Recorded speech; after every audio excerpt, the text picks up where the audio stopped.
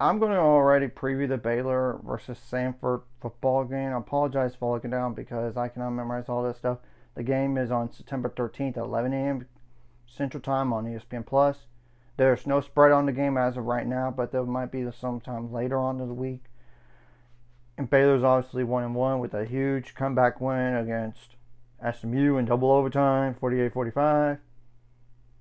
Yes, it's nice to get a comeback win against a rival, and especially against a ranked opponent at a time, but let's not get satisfied with that.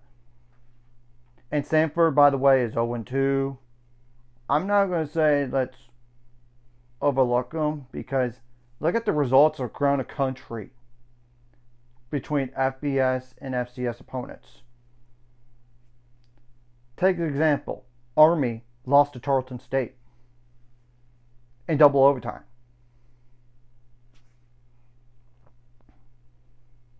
And yet that Army team beat Kansas State last week at Kansas State.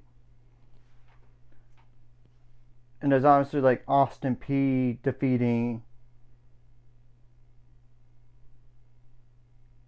Middle Tennessee State in week 1, and that was not even close. And even UMass lost at Bryant. But so you get the point. I'm sure the players are aware. Same thing goes for the coaches. And Samford, by the way, they're 0-2 with the losses to West Georgia 34-3 and the Citadel 40-13. So just to let y'all know about that, and y'all can check out in the description below on the stats, and it's based on last year's stuff. And it's no use in trying to go over the injury stuff for this game for Samford. And this is like last year's stuff, anything like that. Y'all can check out the David Rand press conference on the injury situation. So I'm just gonna roll through it here. So offensively, their average offensive line weight is 277.2 pounds for 17 guys. They do have one of their quarterbacks back is Quincy Crennington, number 2, 5'11", 200-pound quarterback. That's a senior. Y'all can check out the stats. But they don't really return a lot of guys in terms of like rushing yards. So I'm going to just breeze past the running back position. They do have like two guys above 200 yards receiving coming back. And Calvin Jones, number 13, 5'10", 185-pound wide receiver. That's a senior. And Preston Bird, number 4, 5'10", 170-pound wide receiver. That's a sophomore. They do have like two other guys with over 90 yards coming back, and that'll be Rafe Vincent, number 11, 6'1", 195-pound wide receiver. That's a senior, and then Jaden Gibson, number 7, 6', 179-pound wide receiver. That's a sophomore. And y'all can check out the current stats if you want to on the ESPN app if you really aren't that interested, but I'm not going to. Defensive line weight for Samford is 249.4 pounds for 14 guys. Like defensive end, like 236.7 pounds, but that's only for like 3 guys. And defensive linemen / defense tackle, 11 guys, 252.8 pounds. And there's 11 of them.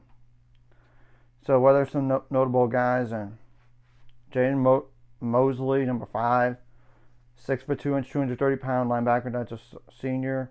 This Conroy Cunningham, the second, number 90, 6'3", 235-pound defensive end. That's a senior. Yeah, they don't have like literally one guy above 30 tackles coming back. Everybody else is like below that number. And y'all could check. Once it gets to 10 tackles, I'm not going to go over anymore. There's Gavin Morris, number 39, 6'1", 215-pound linebacker. That's a junior. There's Jalen Nelson, number 6, 6'1", 185-pound safety. That's a junior. There's Jayla Yancey, number 2, 5'11", 180-pound cornerback, as in a CB. That's a senior. And the last two guys I'm going to mention are like Malik Gaither, number 34, 6'2", 205-pound linebacker. That's a senior. There's Corey Warren, number 44, 6', 257-pound defensive tackle. That's a junior.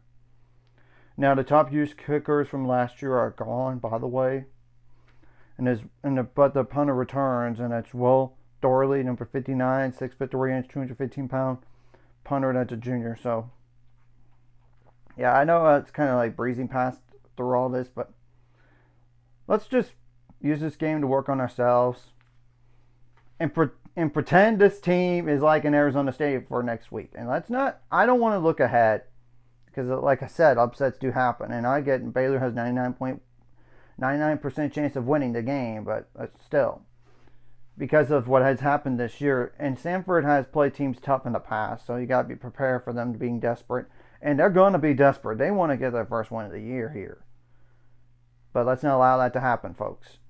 Special teams wise, you got to be a little bit sounder than last game in some areas, but still be solid. Kick the ball to the end zone, or make them fair catch it.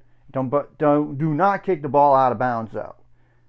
Do not allow that to happen. Don't let that happen. Make your extra points. Don't have any special teams blunders, because that could really hurt down the line. You don't get it, like kick return touchdowns, punt return touchdowns, block kicks, block field goals. Do not allow like a fake to happen on you. So now you totally get it.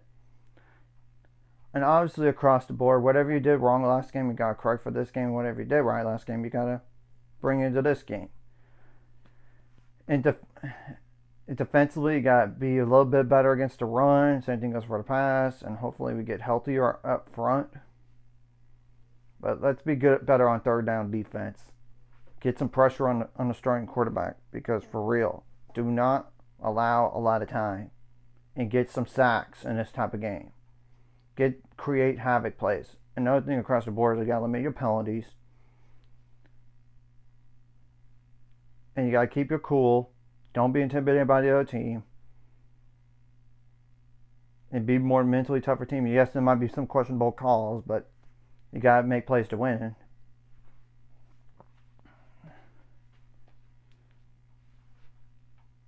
Be good in red zone defense as well. And hopefully they don't get to the red zone, but still, you get the whole point. Now, offensively, you got to run the ball a little bit better, which you did actually last game. But hopefully this is a game you could really take a lot of pressure off of Sawyer. Sawyer could have great numbers, and I don't mind it. But to limit the hits and limit the dropbacks, get the run game going, and you got to be good up in the trenches. And wide receivers need to run block pretty good. Same thing goes for wide receivers. And pass blocking, yes, the tight ends. And the offensive line, you got to make some contested catches if need be, but you got to be secure with your hands and don't let. And obviously, if you can make a play on the ball defensively, that would really be huge, and get some picks. Because I know you did that last week. Let's bring it to this game too. And honestly, let's go out there and pretend this is like an Arizona State team coming out next week. Or Auburn again from week 1, or SMU from last week. Pretend this is an FBS opponent and not FCS. Because the last thing you want to do is lay down to the level of the opponent. Let's go out there, take care of business at home.